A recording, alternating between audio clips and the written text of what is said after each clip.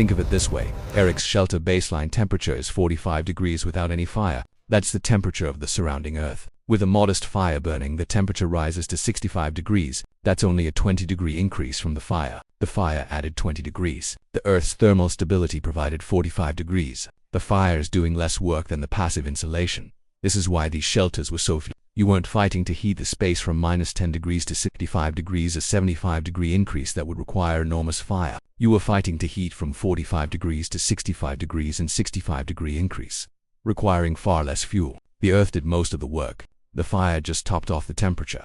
This principle allowed medieval people to survive winter with fuel supplies that seem impossibly small by castle standards. Eric's family might burn 8 to 10 pounds of wood per day in the gruftest. A castle fireplace, trying to heat a massive stone hall, might burn 100 pounds per day and still leave the room cold. Eric's shelter was 10 times more fuel. Over a 5-month winter, Eric might need 3 to 4 tons of firewood total. A castle needed 100 tons or more.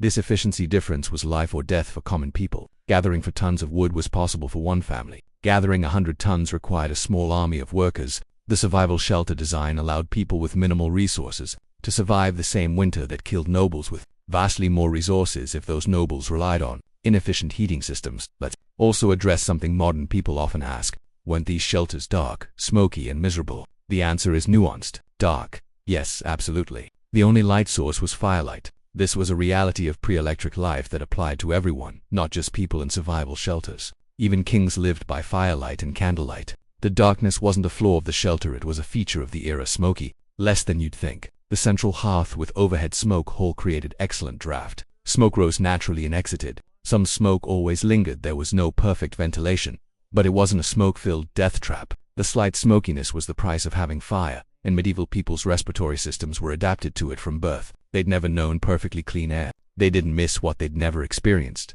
Miserable? By modern standards, yes. By medieval standards, comfortable. The shelter was warm when outside was deadly cold. It was dry when outside was wet. It was calm when outside was howling wind. It kept you alive and functional. That was comfort in the medieval sense, not luxury, but adequacy. You weren't suffering, you were surviving, and survival felt good. Modern people think comfort means 72 degrees, unlimited hot water, soft furniture, electric light, instant food, entertainment on demand. Medieval people thought comfort meant not freezing, not starving, not getting eaten by wolves. Different baseline, different expectations. Eric, in his gruffness at 60 degrees with his family around the fire, eating hot soup, genuinely felt fortunate. He was alive, his children were healthy, yet shelter and food. That was success. Could you survive in Eric's gruffness? Physically, probably yes, if you were taught the skills. The shelter does the hard work of keeping you alive. You'd need to know how to maintain the fire, manage the smoke hole, keep the hearthstones properly arranged, bank the fire at night. These are learnable skills. But psychologically, you'd struggle. The darkness would drive you mad within days. The confinement 16 by 12 feet for 5 people for 5 months would feel claustrophobic. The inability to adjust the temperature precisely would frustrate you. The smoky air, the smell of unwashed bodies, the livestock sounds, if animals were kept inside, all of it would feel intolerable. But here's what's important to understand. These survival shelters worked. They kept millions of people alive through thousands of winters. They represented peak efficiency given available materials and knowledge. There were sophisticated solutions to complex problems of heat retention, structural integrity, ventilation, and thermal management. Modern survival experts studying these designs are often impressed by how well they work. Some of the principles of berming for insulation, thermal mass for heat storage, small volumes for efficiency are being incorporated into modern sustainable building designs. We're rediscovering that our ancestors weren't primitive. They were expert problem solvers who created functional solutions to survival challenges using only natural materials and accumulated knowledge. So when you see reconstructions of medieval homes or survival shelters, don't think primitive. Think optimized for available resources. Think sophisticated understanding of physics. Think solutions that kept humans alive in conditions that would kill us today. These shelters deserve respect, not condescension. If you want more honest explanations of how medieval survival technologies actually worked, not romanticized, not dumbed down, but accurately and respectfully, subscribe now. These stories matter because they show us that human ingenuity doesn't require modern technology. Our ancestors solved impossible problems with limited resources. Eric and millions like him survived winters that would kill modern people because they understood their environment better than we understand ours. Remember them, learn from them, and never assume that old means inferior. Sometimes ancient solutions are better than modern ones, and medieval survival shelters prove it. The hearth is in the center of the shelter ring of stones, forming a fire pit directly under the smoke hole. This central position is optimal because heat radiates equally in all directions, warming the entire space. The hearth stones absorb heat during the day and radiate it back at night, acting as a thermal battery. Around the perimeter of the shelter, wooden platforms have been built. These are sleeping benches raised about 2 feet off the floor. Remember, cold air sinks. By sleeping elevated, Eric's family is in air that's measurably warmer than floor level. Air. Now let's see this shelter in action on a brutal winter night. Outside, it's -10 degrees with a wind chill of -30. Inside, Eric has a modest fire burning in the central hearth, maybe 3 or 4 logs, not a roaring blaze, just a steady, controlled burn. The smoke rises naturally through the smoke hole, drawn out by the temperature difference between inside and outside. Very little smoke accumulates in the shelter. Because the draft is excellent, the fire is heating a space that's roughly 16 feet by 12 feet by 7 feet tall. At the peak, that's about 1,344 cubic feet of interior volume. Compare this to a typical castle great hall of 60 feet by 40 feet by 30 feet by 30 feet. That's 72,000 cubic feet, more than 50 times the volume. Eric's small fire can adequately heat his small space. A castle would need a bonfire to heat that vast volume, and even then it wouldn't work because heat rises and escapes. Within 30 minutes of lighting the fire, the temperature inside Eric's grufthus rises from the baseline, 45 degrees, the Earth's temperature, to about 65 degrees. The door walls absorb heat and begin radiating it back. The earthen roof, warmed from below, stops conducting heat outward. The warmth from inside actually keeps the inner surface of the earth roof warm. The sleeping platforms are in the warmest air, maybe 70 degrees at the level where people's heads rest. Eric's family, himself, his wife Astrid, and their 3 children are comfortable. Not luxuriously warm, but genuinely comfortable. They're wearing their usual wool clothing, but they don't need excessive layers. The children are playing near the fire. Astrid is preparing dinner over the hearth. Eric is repairing a tool by firelight. This is a functional living space, not a desperate survival shelter. That's the critical difference. The shelter's efficiency is remarkable. That modest fire is consuming maybe 10 pounds of wood over 4 hours, roughly 2.5 pounds per hour. For comparison, a castle fireplace might consume 15 to 20 pounds per hour and still leave most of the room freezing. Eric's shelter, with its small volume and excellent insulation, requires 1/6 the fuel to maintain a comfortable temperature. Over a 5-month winter, this efficiency difference could mean survival versus freezing. As night falls, which happens around 4 p.m. in December, the family's routine shifts. There's no electric light, no candles too expensive, just the firelight. This is adequate for basic activities. Astrid can prepare food. Eric can do simple repairs or maintenance on tools. The children can play simple games. As bedtime approaches, probably around 8 p.m., the family prepares for sleep. The fire is banked carefully. Eric rakes the coals into a tight pile and covers them with ash, making them burn very slowly through the night. This banked fire will stay alive for 10 to 12 hours, requiring no attention, consuming minimal fuel. The shelter's temperature will drop as the fire produces less heat, but not precipitation. The thermal mass of the earthen walls and roof, warmed during the evening, will release stored heat slowly through the night.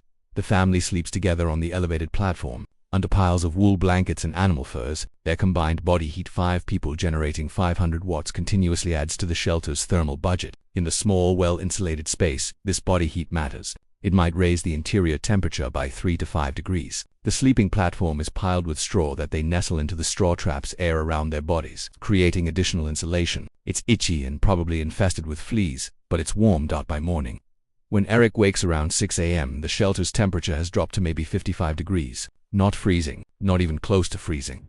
Just cool. The banked fire still has live coals. Eric uncovers them, adds kindling, blows gently, and within minutes has a fire burning again. Within 30 minutes, the shelter is back to 65 degrees. This is the daily cycle in a properly built medieval survival shelter. Comfortable evening, cool but survivable night, quick warm-up in morning. The shelter never gets dangerously cold because the Earth's baseline temperature, the insulation, and the thermal mass prevent it. Even if the fire went out completely, which would be a serious mistake, the shelter would only drop to around 45 degrees. The temperature of the surrounding Earth, uncomfortable, but not lethal. Now let's contrast this with what happens to someone without a proper shelter. On that same night when Eric's family is sleeping comfortably at 55 degrees, a traveler caught outside is fighting for survival. At -10 degrees, hypothermia begins within minutes. Your body is losing heat faster than it can generate it. Within an hour, your core temperature drops enough that you become confused, clumsy, unable to make good decisions. Within 2 hours, you're unconscious. Within 3, you're dead, frozen solid by morning. Even someone who manages to build a crude shelter, maybe a lean-to made of branches with a fire in front, is in serious danger. That open shelter provides no thermal mass, no insulation, minimal wind protection. The fire must be enormous to provide any warmth, and you must constantly feed it. Stop feeding it for an hour while you sleep, and it dies, and you wake up hypothermic. If you wake up at all. Eric's gruff. This represents thousands of years of accumulated knowledge. The understanding that Earth temperature is stable below the frost line, that thermal mass smooths temperature fluctuations, that small, well-insulated spaces are easier to heat than large spaces, that central hearths distribute heat optimally, that elevated sleeping platforms put you in warmer air, that banked fires can stay alive overnight, that animal skins make excellent door coverings, that turf roofs provide insulation and camouflage. Every element of the design serves multiple purposes and works synergistically with every other element. But let's talk about the variations. Because medieval survival shelters weren't all identical. Different climates, resources, and needs produced different optimal designs. In densely forested areas of Central Europe, shelters were more likely to be log cabins built above ground, thick logs fitted tightly together, gaps chinked with moss and clay, roofs thatched with straw. These worked because abundant timber made log construction efficient, and the thick logs provided both structure and insulation. In mountainous regions, people often built stone shelters, thick walls of stacked stone, mortar made from clay, roofs supported by heavy timber beams. Stone was abundant and free, making it the logical choice, despite being harder to work with. Stone walls had to be very thick, 3 feet or more, to provide adequate insulation, because stone itself is thermally conductive. But thick stone walls had excellent thermal mass, absorbing heat during the day and releasing it at night. In extremely cold northern regions like Iceland, people built hybrid structures partially underground like Eric's Grufthus, but with turf walls as well as turf roofs. The entire structure would be covered in earth, creating almost complete insulation from the savage winds and cold. These structures could maintain 50 to 60 degrees inside with minimal fire,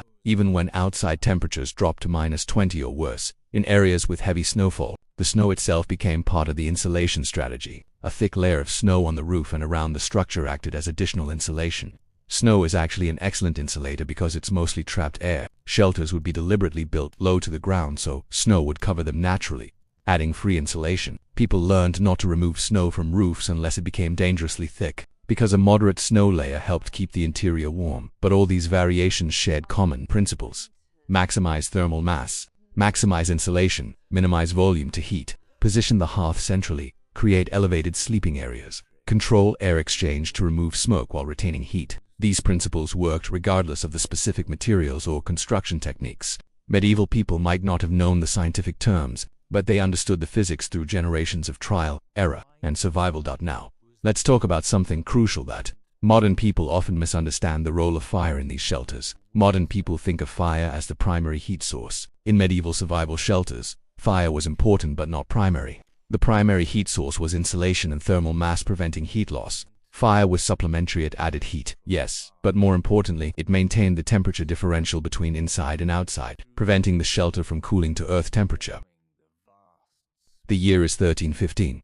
Northern Europe, the Great Famine has begun, and this winter will be one of the coldest in recorded history. Outside, the temperature has dropped to 10 degrees below zero. Snow lies 3 feet deep. The wind is howling at 30 miles per hour. Exposed human skin will develop frostbite in under 5 minutes. You'll be dead from hypothermia in under an hour. And yet, inside a small earthen shelter barely visible beneath the snow, a family of 5 is not just surviving, they're warm enough to sleep. Their children aren't crying from cold. They're not shivering uncontrollably. They're alive, functional, and will wake up tomorrow ready to face another brutal day. How is this possible? How did medieval people create shelters so effective that they could keep humans alive in conditions that would kill us in minutes? The answer isn't what you think. It's not about massive walls or roaring fires. It's about something far more ingenious: an understanding of physics, thermal mass, and heat retention so sophisticated that modern survival experts are still studying these techniques today. Meet Eric, a Norwegian farmer living through that deadly winter of 1315 to 1316.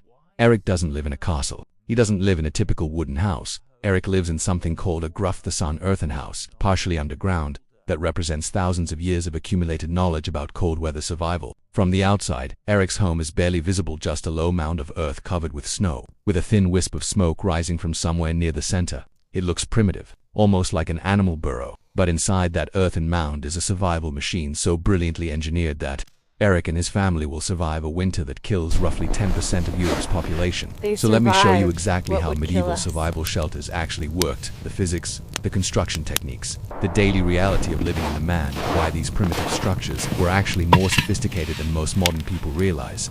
Eric's Gruffthus didn't start as a shelter, it started as a hole, a rectangular pit dug into the earth, roughly 16 feet long, 12 feet wide, and 5 feet deep at the center. This pit required weeks of back-breaking labor to excavate. Eric and his family dug through 3 feet of topsoil, then through clay subsoil, removing roughly 960 cubic feet of earth, about 30 tons of material. Why go to this enormous effort? Because the earth itself is the first and most important element of the shelter's survival system.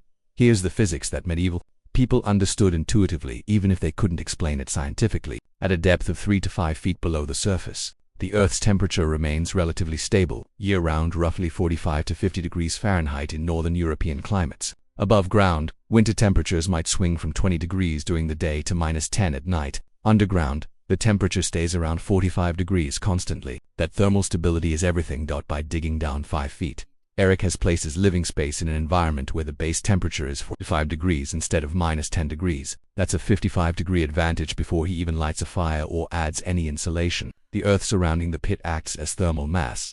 It's absorbed heat from the sun during summer and releases it slowly during winter. It's also insulated from the bitterly cold air above by 3 to 5 feet of soil, which is an excellent insulator when dry. But the pit is just the beginning. Eric's next step is building the walls, and this is where the construction gets sophisticated. Around the perimeter of the pit, Eric has installed vertical wooden post-stick pine logs about 8 inches in diameter, sunk deep into the earth and spaced roughly 3 feet apart. These posts are the structural skeleton that will support everything else. They must be strong enough to bear the weight of the roof and the earth that will cover it. Several tons of material dot between these vertical posts. Eric has woven horizontal branches, hazel and willow mostly, because they're flexible when fresh. The branches are woven in and out of the posts like basketwork, creating a lattice called wattle. This wattle framework is then packed with dauber, mixture of clay, straw, animal dung, and water, mixed into a thick paste and plastered onto both sides of the wattle until the wall is 6 to 8 inches thick. This daub wall is brilliant for several reasons. The clay provides bulk and, when dried, becomes surprisingly hard and durable. The straw provides tensile strength, acting like primitive rebar to prevent the clay from cracking as it dries. The animal dung contains natural binding agents and fibers that make the mixture more cohesive. And critically, the dried daub has excellent thermal mass. It absorbs heat during the day and releases it slowly at night, smoothing out temperature fluctuations. But here's where Eric's design becomes really clever.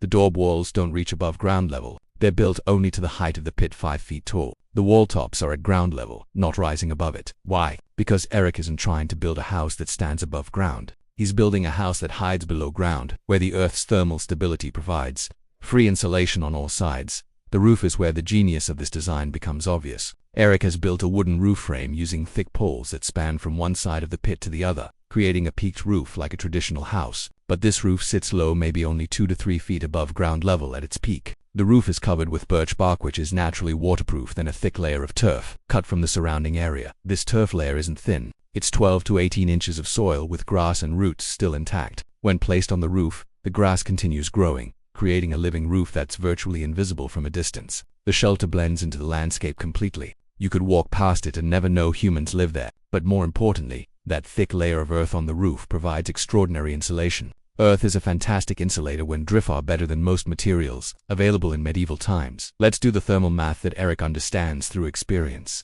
The pit is surrounded on 4 sides and underneath by earth at 45 degrees. The roof is covered with 18 inches of earth, providing insulation value roughly equivalent to modern R230 insulation. The walls are thick daub with air gaps, providing additional insulation. The only place cold air can enter is through the door and a small smoke hole in the roof. This creates a structure where maintaining warmth requires surprisingly little heat input. Now, let's talk about that smoke hole, because it's another brilliant element. Eric's smoke hole is only about 8 inches in diameter, just large enough to let smoke escape from the central hearth. This small size is deliberate. A larger hole would let out too much heat. A smaller hole would trap too much smoke. 8 inches is the optimal size that removes smoke while retaining heat, and the smoke hole has a wooden cover that can be partially closed during the worst cold, forcing smoke to exit more slowly while trapping more heat inside. The entrance to Eric's Gruffthus is designed with equal care. It's not a simple door, it's a tunnel entrance. Eric has dug a narrow passage about 4 feet long leading from the outside down into the shelter at a slight downward angle. This tunnel entrance serves multiple crucial purposes. First, it acts as an airlock when you enter. You pass through the cold tunnel before entering the warm interior, preventing a massive influx of cold air. Second, because the entrance tunnels downward, cold air which is heavier than warm air can't easily flow in. Warm air rises, cold air sinks, so the warm air in the shelter naturally stays inside while cold air stays out. The tunnel entrance is covered with a heavy animal skin, bear or elk, thick and sturdy. This skin hangs over the entrance, creating a flexible door that blocks wind and cold air but can be easily pushed aside for entry. No hinges required. No complicated carpentry, just a hide hung over the opening. Simple, effective, medieval. Inside Eric's shelter, the layout is carefully optimized for survival. The floor is the packed earth of the original pit, but it's been covered with a thick layer of straw, then woven rush mats on top. The straw creates air pockets that insulate from the cold earth below. The mats provide a cleaner, more durable walking surface. In the sleeping area, even thicker layers of straw are piled, maybe 12 inches deep, creating a soft, insulated sleeping surface.